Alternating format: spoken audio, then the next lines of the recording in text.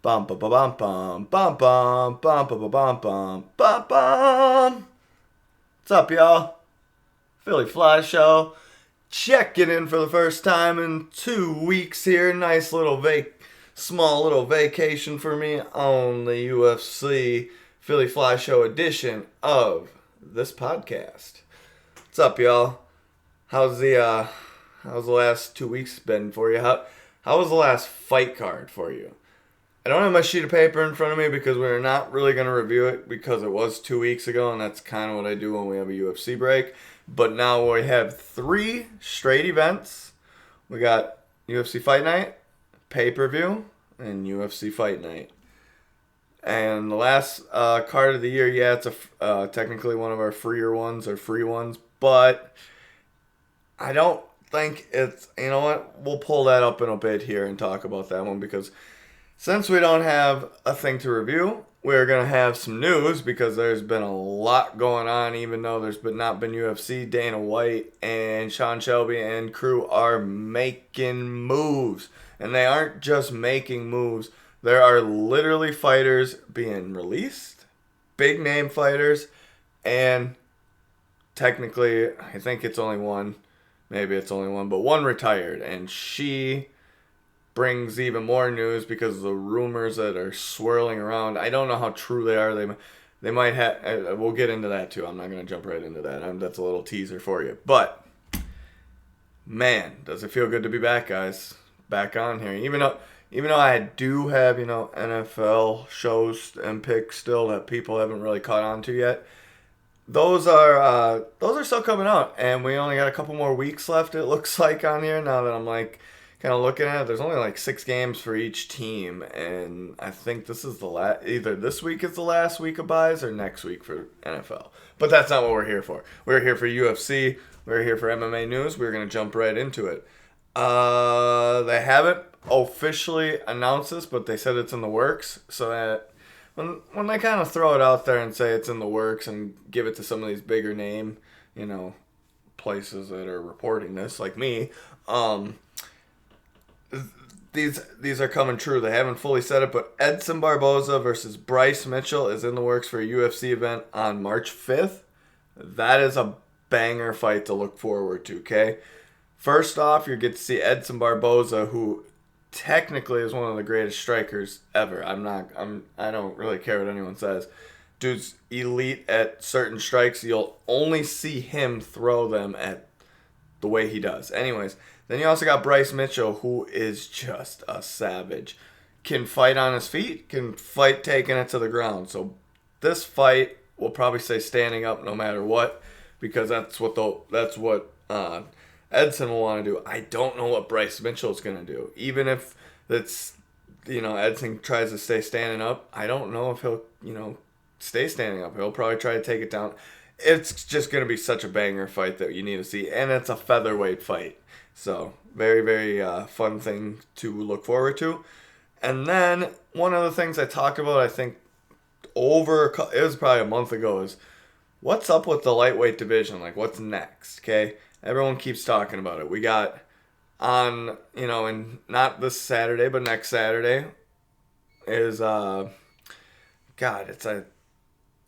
it's the pay-per-view event. I think it's UFC 269. I don't want to be wrong, but I'm going to wing it and throw it out there because I didn't really research that part because that's next week's thing, and that's a big pay-per-view card. But we do know it's Oliveira versus Poirier for the lightweight actual championship.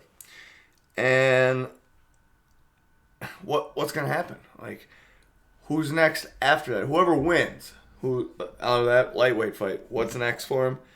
So it's been confirmed it is Justin Gaethje. So Justin Gaethje gets to wait and see who wins. And the next, probably, I'm thinking March, April, or May card will be a lightweight, fight, lightweight championship. Whoever wins that fight is to defend it against Gaethje. And then the Makhachev-Dariush fight, supposedly is the next guy waiting. Wait, we're already lining this up all the way through next year? Like, these guys are going to have to wait that long? Like, bad. Like, I don't think that's what's going to happen. I am unfortunately going to say that I don't think Makhachev-Dariush is the fight after. I think whoever wins that fight will be the technical number one contender. And they'll probably have to stay ready just in case Gaethje or someone falls out and make it, the next title fight or the interim fight. But Makhachev and Dariush do deserve it, but to line it up that far ahead, I just don't see that happening. Like, I get Gaethje, that one makes sense because of what he did to Chandler and how he's been fighting, since he's lost the title, his title shot, or his interim title. Yeah, it's just crazy. Paul Felder talking about 2 ways he'll come out of retirement. Paul retired not that long ago, already rumored before then that he wants to come out. He's feeling the itch to get back in the ring. We know, so him saying his 2 fights that he'd love to do next are the only way he'll come out of retirement. Conor McGregor, which I could actually see them making that fight, to be honest with you, for Conor's first fight back. But also they're trying to get a Philly card going because Philadelphia's, been trying to get them to come there since the pandemic stuff's been slowly calming down. And Paul Felder just said he'll come out for the Philly thing. So I have a feeling we're going to see 2 more Paul Felder fights. I really, really do. I don't really know if that Conor McGregor one will fully full out, but I could see, we all are sitting here saying we could see that fight happening. All right. Obviously, Beneil Dariush versus Islam Makhachev fight is going to headline February 26th fight night, so that's a fight you have to put on your card. What's the next one? Armand Saryukin versus Joel Alvarez, who you just saw fight a couple weeks ago, is going to be on the UFC Fight Night February 26th, so that is going to be another fun fight we get to watch. Dan Hooker is going back to featherweight, which I think is a great idea. He did a test cut weight to make sure he could do it. He got right down there, so he's not worried. He is calling out one of the best strikers in the featherweight division, though, and that's not Max Holloway. I mean, Max Holloway is one of the best, but he called out Korean Zombie. What a fight. If they can get that to go together, woo-wee. Next one that we just got a couple days ago. Jan Blachowicz is coming back already in March versus Alexander Rasik, and what a fight, boys and girls. Woo! Woo! Him to jump back in there is great, but against Rasik, I'm surprised he didn't take a lower one and work his way up, but he literally wants to get, probably 2 fights in and then pretty much request a title. Take out Rasik, and he'll take out the next number one looking contender at 205. So that'll be fun to watch. Here's one of the releases that was pretty major that you all might have heard of. UFC released Kevin Lee after his 18 appearances in the UFC in 7-year span. Look, Kevin Lee never lived up to the headliner hypes. I mean, he had that one with Chiesa because they got into the fight on stage, and then a Tony Ferguson interim fight, right? And then he ended Gregor Gillespie's undefeated streak, which was sad, but it was a great kick right upside the head. But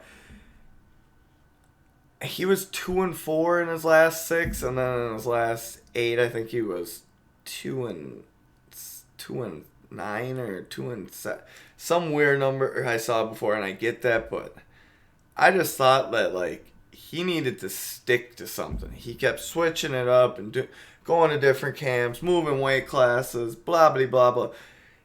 Also, he'd be one of these fighters that would have really, really succeeded in a 165-pound division, which is what everyone wants, pretty much. Come on, UFC. We want a 165-pound division and move 170 welterweight to 175. We all will accept it. And all those 170 guys that can make 170 or that kind of shorter, they can make that 165. So that's just how I feel. I kind of went on to a rant there. I didn't really need to. Aspen Ladd is returning to 135 and wants Miesha Tate. Ooh, Cupcake versus Aspen Ladd would be a good fight. But Aspen going back to 135, we knew she was gonna do that. But the next bit of news that goes wild for me is that Felicia Spencer, one-time title contender, who's one of the best grapplers in that 145-pound female division, retires, right? Then Aspen's like, yeah, I'm definitely going to 135, but she could have kind of stayed at 145 too, but she didn't look that good there. But rumor has it, this is one of the things I teased, rumor has it that the 145-pound division in the female might be at its end. They might have like a throw-off title fight with Amanda to end it, because we also are getting to the end of Amanda, it looks like, because she's said it before. She wants to retire on top, and there's not much else for her to do. But seeing Felicia Spencer leave, I think we're just going down to 3 weight classes for females, and I think that's the right thing to do. The 145-pound division's been there for how long, and it's not gotten competitors, and it's not just been competitive at all. I know the flyweight's not much better, but the flyweight's gaining people at least, whereas the 145, they don't even have a ranking system, so it's just, it should end. I'm in agreement with it if it ends. And then Chris Motino versus Guido Canetti is on for March 12th event. If you don't remember who Chris is, he's the guy who fought Sean O'Malley, and what a war it was, and he just took a beating and stayed in there the whole time and got his extra, $50K for fight of the night. And, Geoff Neal was busted, allegedly, for a DWI 16 days before UFC 269, which is, I'm so glad I got that right. I'm glad I got that right. And then one release I didn't even know about. I didn't see this until I was looking this up right before the show. My guy, Impa Kazakhstan, was abruptly released by the UFC. Now, we are going to see Impa hopefully back in the UFC eventually, but, man, I don't know, man. Like, he has such talent, but he just had some bad losses, man. And I just don't understand why he got released. I would have gave him more time. And then Jose Aldo saying he's not going to stop till he gets one more title. Sorry, bro. I'm not even going to say that, but you got to get through Rob Font first. So if your thing's at a title, I get it. You got to take out Rob Font then. So we'll see what happens. But yes, sir. Oh, one more news that just dropped a couple hours ago. Jack Hermanson versus Sean Strickland is set for a headliner on February 5th. So that's a UFC Fight Night card. That's a good fight for Sean. Gets up the ranking systems, but Jack, man, you lose this fight, it's not looking good for you. I think you'd be on like a 3 or 4 fight lose streak. At least 3, I'm pretty sure. I'm pretty sure I'm back to back right now. And he did not look impressive his last fight. So Sean's got a good big fight coming up for him there. And if you don't know who Sean Strickland is, man, he's a competitor in that middleweight division. I don't know about if he's a title competitor yet, but he's one of the, he can fight in the top 10 for sure. Fight anyone in the top 10. All right. Alrighty, guys. We are here for UFC Fight Night. Rob Font versus Jose Aldo. Dun, dun, dun, dun. Yes. UFC Fight Night. It is a 15 fight matchup, and I haven't heard a fight drop off, but by the time tomorrow happens, we always at least have one, and it'll suck, but we'll still have 14 fights, so it's great. 15 is amazing. I love when I have 15 fights. Seems long, but it's actually not, because they'll go quick, especially with some of these ones. All right, let's jump into it. Match leg number 15. It's a bantamweight fight between Luis Smolka and Vince Moraes, or Morales, or Moraes, however you say it. Luis Smolka is a -150 favorite, whereas Vince is a +125. Jump on Luis Smolka. He is a very good competitor in here. Vince is good too, but my confidence level that Luis is going to bounce back in a good fight is 4 out of 5 there. Match like 14 is a heavyweight fight between Jared Valdira versus Azamat Murzakakov. And, man, what a name to pronounce. But that's a heavyweight fight. Azamat is making his UFC debut, whereas Jared Valdira has a couple fights in the UFC. But I think Azamat gets a big finish here. 4 out of 5 on that one on my confidence level.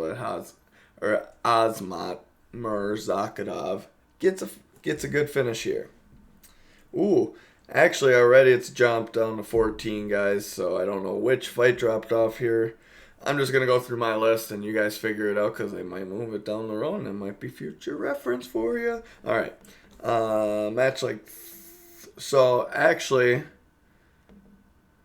Right now, hold on, let me look through this before I finish it. That fight is called off, that heavyweight one I just announced. So, I guess don't bet on that fight because we don't got that fight. So, we'll jump into what is the next fight. And we got Claudio Palewis versus Chris Gutzmaker. I might be pronouncing Claudio's name wrong.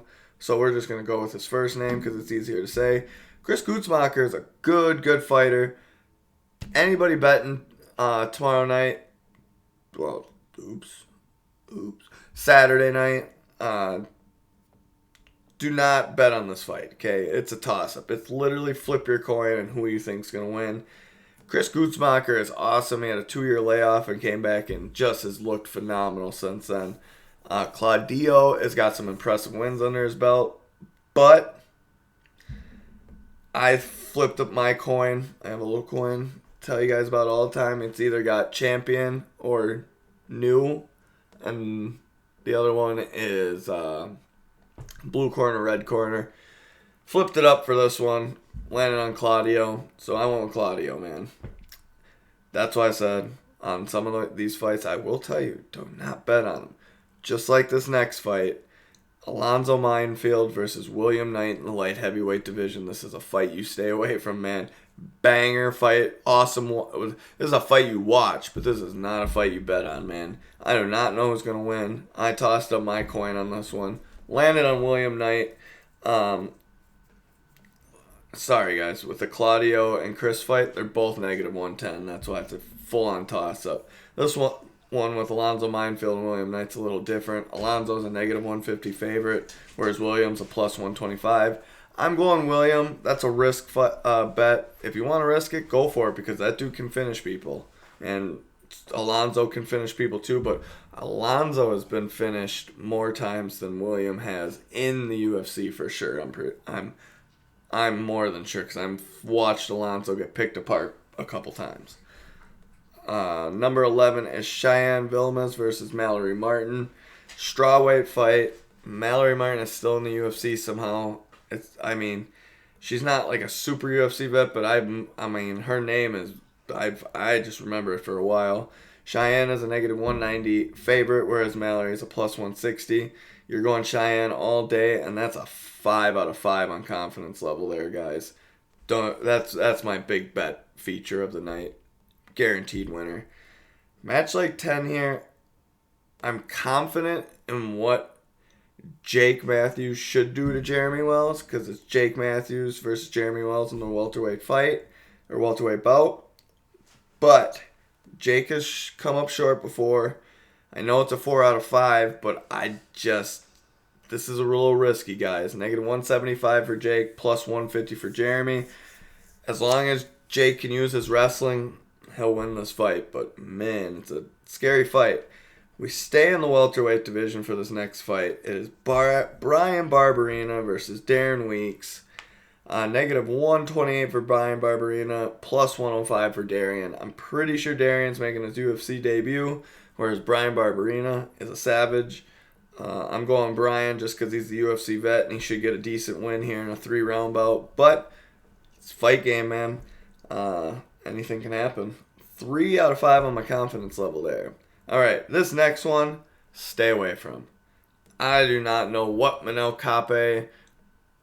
It's Manel Kape versus Zalgiris Zugamaglov, and I don't know which Kape is going to show up. His first 2 fights, he looked good, but then he lost both fights, but he had very tough competitors. Then he goes out and lands that flying knee on Ode Osborne and knocks him out. Crazy.